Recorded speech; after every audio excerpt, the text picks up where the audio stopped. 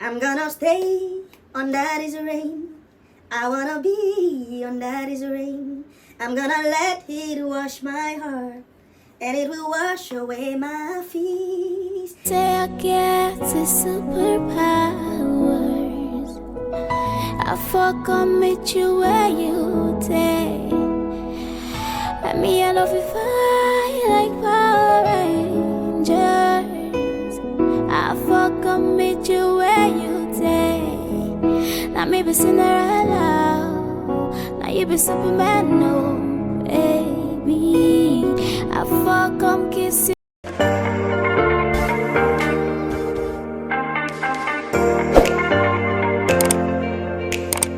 Hello people, welcome to another episode of Kupsi Oyebanji's YouTube channel. I'm super excited because I have a special guest for you all. You all know him now. The first thing my name don't blush too much.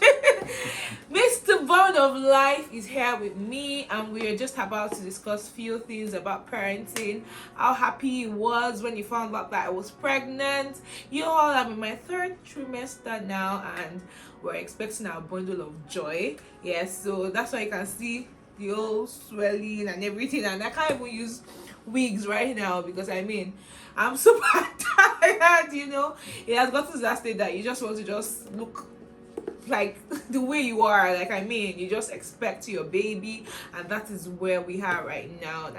And if you've not subscribed, please do like, comment, share. Thank you so much. Thank you so much. Beyond Mr. Bond. Thank you so much. So nice to be here. I'm the number one fan. I remember he's I know. I had to I had to create a time for us to make this video because we've been postponing it for a while. I've been saying, okay, I'll make it today, and I'll not just get in the mood. It can be that frustrating, and I'm like, today You just gotta do I it. have to do this video. That's what we are. Yeah, thank you all for the love and everything shown so far. Thank you so much. Okay, so I will just be asking Mr. Bond some questions. I'm not going to make it too long, so you all will enjoy it and to just be short. Yes, so Mr. Bond, how do you feel about being a father for the first time? We're still expecting a bundle of joy, but how do you feel? I actually can't explain the feeling. Yeah, it's not something you can put in words. I still feel that it's some sort of it's some sort of miracle. It's funny how things are changing, especially with my wife.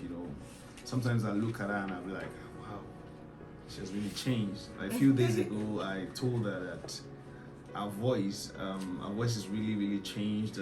Okay. I mean the tone of our voice maybe has reduced half a tone or something. Yeah. It doesn't even seem like it's my wife talking.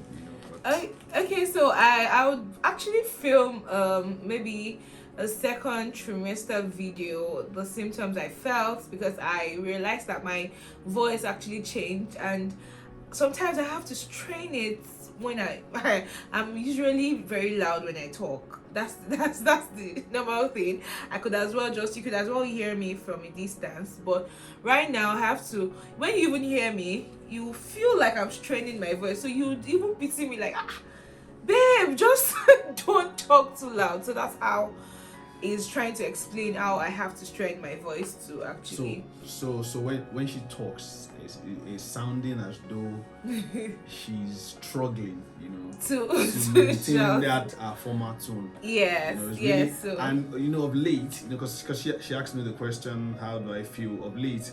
I think the feeling is actually overwhelming. You expecting a baby. Every time you sleep, you're dreaming about a baby. I still slept today and dreamt about carrying the baby. It's just before we shot, he just just told me, baby, I dreamt and our baby was fair, and I just carried her, and she was looking into the mirror and I was looking into the mirror, and I'm like, Oh my god, like you know, so you know, a lot of those things, a lot of a lot of dreams those and all. feelings and dreams and aspirations are Yes. being put together. So when you sleep, you get to see, you're seeing your expectations. Oh, okay. So I would practically just say that my husband carried this pregnancy with me, because I mean, I remember the time I had muzzle pull at night. So it was around maybe 2 a.m. or 3 a.m. and I stood up to pee and I got back, you know, and I was just like coming, and I was about to sleep and I just had muzzle pull at goal, and I couldn't even shout, but I just said yeah. That little yeah, my husband woke up. Like, I don't know if he was asleep, he was not asleep, but I mean, any noise I make is like, he just woke up and he was like, what happened, baby? What happened? I said, muzzle pull, and he had to help me just straighten the leg and put it down. Then it lasted for just few seconds after, and I was fine and I slept off, you know. So that's like the kind of support I get, and I don't take it for granted. And as I told you guys in the video, I think I'll have uploaded that I actually could not feel my husband's reaction when he found out that we're pregnant, because I mean, he was asleep and I woke him up and he wasn't even wearing anything. Like, you know, I could not film it, but I mean, everybody should understand. Okay. You know. Okay. Yes. Can I just say something? All right. Back to where you said I'm being supportive. So I just felt that it was part of me already. I've heard a lot of stories of people who just give birth and how they don't get to sleep. So in my subconscious, I'm beginning to feel that I shouldn't sleep more at night. You understand? So I'm actually very active. So any slightest sound, I'm awake. It is usually not like that. She knows that sometimes I'm in the living room, I'm working, and I get to sleep off on the couch. She will be the one to come wake me up. But now it's different. Yeah. I get to go to the room myself. I know. Just to be different. sure that I'm sleeping close to her and I'm seeing her reaction. I'm asking her what's going on and all of those things, you know. So. Yeah, so I feel like it's just the best way. You can as well just learn how your partner is, or the kind of phase she is in, so that you would give her all the support. I'm talking to the men right now, to your partner whenever she's pregnant. Yes. So how extreme is my cravings? Yes, I was going to ask you, like, how extreme is my cravings? That okay, so what do you feel about my cravings? How extreme is it? Okay. Is it really just the mild craving, or you just see it as being weird? Like, I'll probably just say mine, but I just want to hear from your perspective. So the reason why I'm here is to ask me those questions, and it's clear how extreme are your cravings.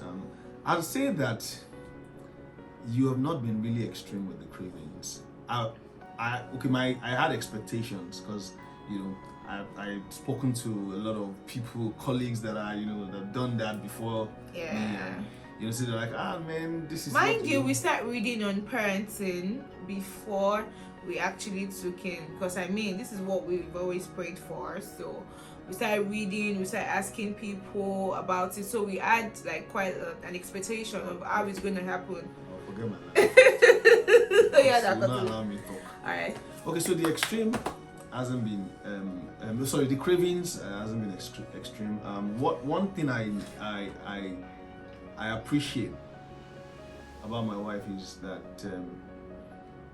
she's someone who is always very careful about what she takes in her body. So this period, I was expecting something overboard, like I want this, I want that, and it's been really, really concised. Let me use that word. It's been really contained. Oh. You know, aside from the yogurts, the Greek yogurts. That is very healthy. Very yes. healthy. Because she really wants it. That's what she wants. She doesn't want to eat, and that explains why we'll go to the hospital and then she's not really getting big. She's losing weight, and then the baby is okay. So, because I thought that was a concern, so I was trying to talk to the doctors, like, why is she not gaining weight? And I was like, okay, maybe she's not eating well. And I was like, no, she's healthy, she's okay, you know. But the strangest part of all this was when that was the only time that I felt sorry, is this my wife? When my wife asked me to buy her fufu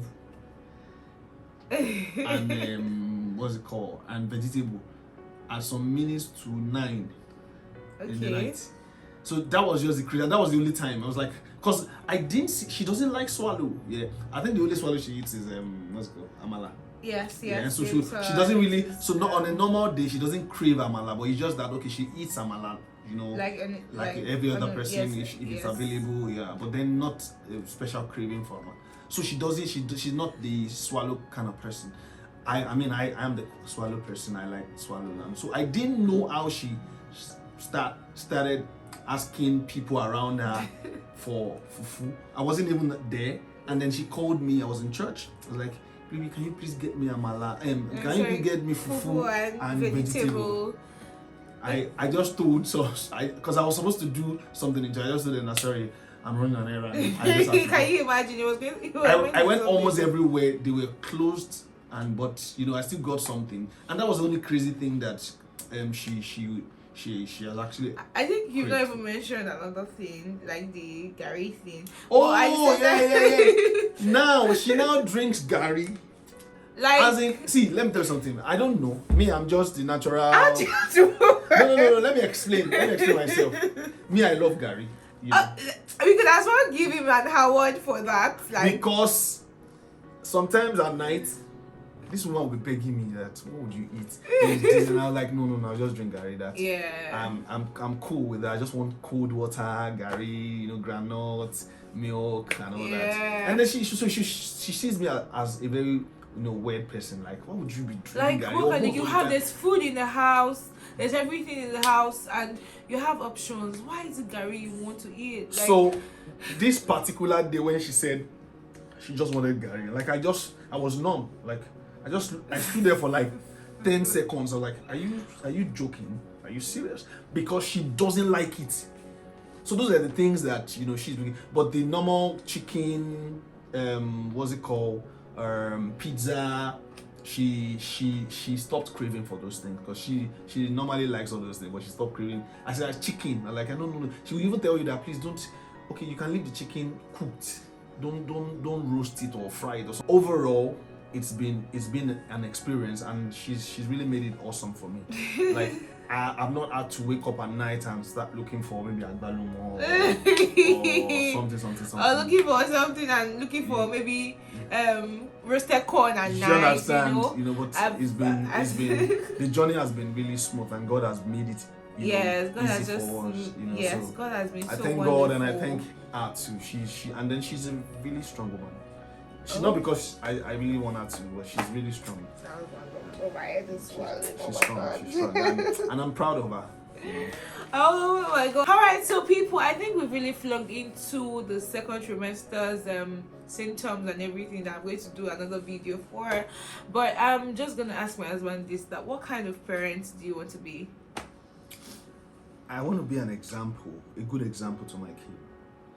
I want because the first set of learning that the child receives is from the home, from the parent. I want to be a good example. If it's a male or female, you just got to look at your father and your mother and be like, this is the example, this is the mirror. Before you start meeting the larger society. I want to be the type of parent that God has really instructed us to be. I want to guide my child in the way of the Lord. In the way that's really important for me, because looking at what is happening around with all children being exposed to all sorts, it is really scary. But I want to believe that if we guide our children with the word of God, in the way of the Lord, it takes a lot of work, because you have to be intentional. You have to give time, and then you understand the kind of society we live in, where the father and mother has to go fend for the family. It's not something that really supports what we're talking about. But of course, we need to create time for our kids. I need to be intentional about it. And the God factor is really important. Yeah. Training your child in the way of the Lord. So I want to be a good example in that regard. I want to be a good father as instructed by the Bible, that we should train our child in the way of God. Yeah. All right, so I really agree with you, and we've really spoken about this in private, because I mean, everything that's been happening around is no joke. You have to create time, resources, a lot of learning. You also learn as a parent as you teach your children, because I see some children, they correct their parents. I am like, what is really happening, So God help us, but we have to make conscious effort to help these children too, so we don't bring up people that are not morally standardized in the society. Do you understand what I'm saying? So morals and ethics. That brings us to being spanked or not spanked. So this was like a personal thing, and I mean, for me, I believe that to an extent, when the child is growing up, you have to spank the child, and my husband doesn't believe in that. I know that. So I mean, we agree in most things, but this particular agreement, maybe if this Nigerian thing is still a meal, and he feels that he has other approach that you can as well use. Okay. Maybe because I was a trained educationist.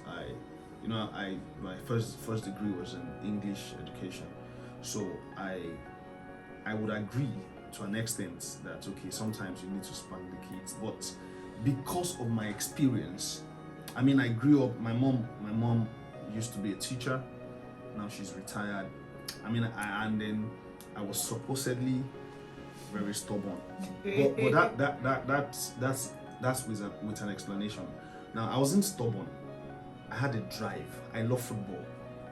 So my parents are the type that would not allow us mingle with people on the street, people in the area, all in the name of I want to play football. So there's a field in my area then, and everybody, all sort of people comes to the field, then. And my parent doesn't see me associating with those kind of guys, all in the name of I want to play football. Yeah. So that was a concern. That was a concern to them. So I was driven by the fact that I wanted to. It wasn't even now that everybody now sees football as very lucrative. That parents and then some parents are like, go to school. You have to go to school and you have to go to football. Football. So it's not like what we have now. What we have then. I mean, it took a man to walk up to my parents and told them that, see, this guy can play football. Don't restrict me. Allow him. Before that was about the time that I think I was looking forward to getting admission at the university, into the uni, when that particular thing happened. Oh, okay. When they walked up to my dad, I'm like, let him play. He can play football. He likes football. So I received a lot of beating because I would yes, and because I would leave the house. My parents would instruct us not to leave the house, but I would leave the house to go play football. I would leave the house to go play football, and I really understand. Because of those things, because of those experiences, because of the cane, because of the beating, because I was. So sometimes my mom, because she's a teacher, and then she sometimes she gets angry and then she could use all sorts of things to just spank me. I mean, those kind of experiences. I told myself that my children will not have to go through these. And so personally, I've been studying because I know that there are parents that look after their kids, train them properly, and it doesn't have to be beating. I'm sure that a lot of our Yoruba parents, I don't know why, they just love beating. So I felt that shouldn't be the first Yes, I agree with you. Solution. That shouldn't be the first way of correcting. There are different ways. That could have been that would have been maybe okay we've tried the other means. Okay, this would be okay for us to correct this. Okay, so not the first. That's the point I was trying to go into. That if you've tried other means and you know that although we don't pray for stubborn children, we don't pray for people having children that will not hear what you're saying, but at the same time, I feel like spanking should be introduced at the point that this child is not so it can be like a kind of punishment. Do you understand? Not the punishment. Yeah, exactly. Yes, like it can be like a kind. So that's what I feel. So to an extent, so I still have it at the back of my mind, maybe as an African child or parent. I mean, my same here. I had the same experience. I mean, but and that was like the punishment for them, for most of our parents, and I feel a lot of us went through that, and some of us are still doing very well, but I feel there are other ways you can as well correct a child. So let me just stop it there, and you just think of what you want to do with your child. So I mean, you can research, you can, you know. Yes. No, because I just wanted to mention the part that the Bible even said that spare not the rod, you know. Yeah. But of course. That's forgive me. But of course, the rod shouldn't be. Shouldn't be the main way of correcting. There are better ways we can go about it, and you know. All right. And So we can still instill discipline in our kids. all right. So the last questions I would ask is, so what has been what was your scariest moment and the happiest moment in this journey, like generally? Okay, I think the scariest moment was when we just realized that you're pregnant, and then you're always having tummy pain. Okay. And I thought it was normal, you know. We thought that it was just something not too serious, and I took you to the hospital after church. I remember that we're just leaving. Okay, I think that was the time I got admitted, and I mentioned it in my first trimester. And I spoke to the doctor, and he was like, "No, she can't go home like this." And I was like, "What's happening?"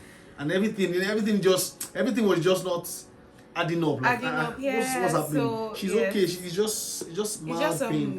But he said it wasn't usual. I really didn't understand, because the doctor really understood what was happening. I was like, no, I mean, and you know, she was admitted and she had to be injected, you know, severally, that she could hardly walk. So I was scared. Like, I hope this is not going to affect her legs. Like, she couldn't work. She couldn't even to stand up from the bed was a lot. I mean, because she was taking those injections. Yeah. So I mean, I don't want to even really remember that, but I know that I was as well stressing myself too much. So it was just unusual, because the pain felt like it was cramps pro max. Imagine you having like contractions already, like that kind of feeling. And I was actually thinking, okay, it was okay, because I'm like, okay, maybe this is the first stage of pregnancy. I started in my mind. My mind was just like, I'm pregnant, so let me just start. My mind was just telling me, okay, this is how pregnancy should go. But no, it doesn't. It should not go that way. Exactly. So that's what the doctor was trying to explain to him, and he was really scared. I think it was even more scared than, I'm sorry, it was scared than I was, because at some point I just prayed to God that God was going to solve everything. So he was so scared. So I can as well relate to what you're saying. So where has been your happiest moment? I think every day, but okay, but the happiest moment was when you came to tell me about the pregnancy while I was sleeping. Oh, okay. I knew that's what you was gonna say. I was sleeping and somebody just came teary, like I was scared, because you know when you're coming from a deep sleep and you're seeing someone crying. So I thought something had happened. I was like, but you were in the room, like what's going on? Because I was watching TV, you know. And you just slept off on the couch, and I just slept off on the couch. So I was wondering what's going on with you. Why would you, you know? And then I had to tell her to calm down so that I could receive the information. and process it properly, because I wasn't processing. It was very funny. It was sounding very funny to me because I was coming from a deep sleep, and she told me I was really excited. I mean, that night was a night of worship. Yeah. Just knelt down, start singing to God, appreciating God, like what we've waited for Has has come to pass. Yeah. See what the Lord has done. Oh yeah, so I agree with you, and we are super grateful, and I mean it's just been an experience. Yes, it's been an experience to us, and it's been an interesting one. The ones that filled with emotions. Basically, you cry some days, you're happy some days, you laugh, you hug, you know. There are times I get so mushy that I just needed to just see him by my side and just hold him. Yeah. So that's the. You know why I'm laughing? That it's been different of late, because every morning, if I don't hug her, it's a problem. So it's now a point of duty. Because we slept in the same house.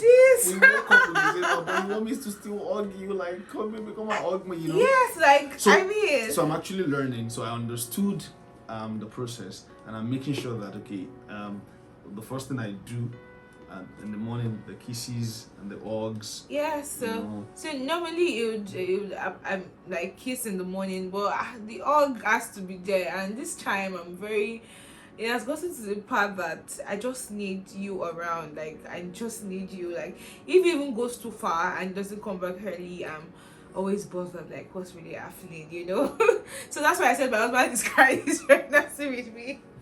But it is well, like, I'm super grateful, and I know I've told you several times, but I'm publicly saying it, that I'm thankful to you. I'm thankful to God first, and I'm thankful to you. I'm thankful to God for you. Yes. Alright, so I think you should sing a song for our incoming child. I know that this man would just he said he composed some few songs, not for a child, but he just sings it like on a random, and I'm like, I compose one for a child, but now I'm putting you on the spot. I mean, I don't know, I know you've not talked about it, but you can just say something. Alright, okay. Sometimes, there are times that you just want to be under the rain, and you just want that rain wash off a lot of your worries, a lot of the troubles, like it's a very heavy rain, and you be like, I just want to be under this rain. I just want it to grab me together, just wash away just that easy.